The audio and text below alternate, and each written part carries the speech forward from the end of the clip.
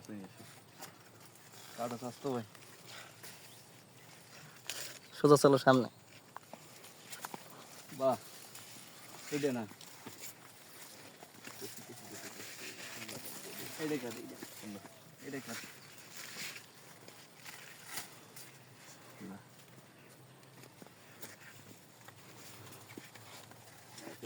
হাতের ডাইনে ওই যে ওইটা হ্যাঁ বাহ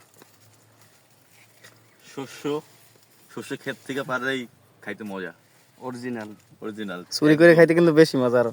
হ্যাঁ চুরি করে খাইতে কিন্তু বেশি মজা আরো। চুরি করে খাইতে মজা, কিন্তু আমাদের মানুষ আছে 3 জন সবটা ইট লইতে পারো এইটা ওই সামনে আছে বলে করলা কাটতে লাস না।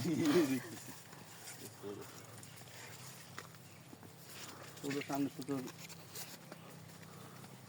বাহ এইটা ঠিক আছে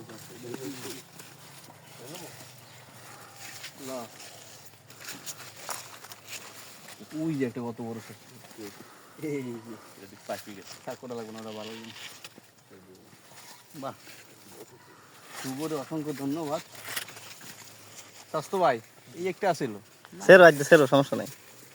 না না এইটা ঠিক আছে এইটা শুভ ওইটা নেই কিছু, এইটা না না এই যে সিরিয়াস। এইটা সব থেকে বড় ফাইনালি পুরোটাই দেখ, ঘুরে দেখা সেই একটা জায়গা আমাদের গ্রামে এরকম একটা শস্য ক্ষেত, আসলেই অবিশ্বাস্য। পাও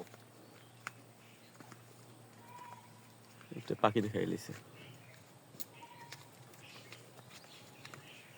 অসংখ্য ধন্যবাদ শুভকে এবং শুভ দাদাকে এরকম সুন্দর একটা ক্ষেত তৈরি করার জন্য আমাদের গ্রামে। আসলে যুব সমাজ যে উচিত কৃষিকাজে উৎফুল্ল হয়ে এসব কাজ করা, তাতে নিজেরাও স্বাবলম্বী হতে পারে, বেকারত্ব দূর হবে, ইভেন দেখা যাচ্ছে যে গ্রামের উপকার।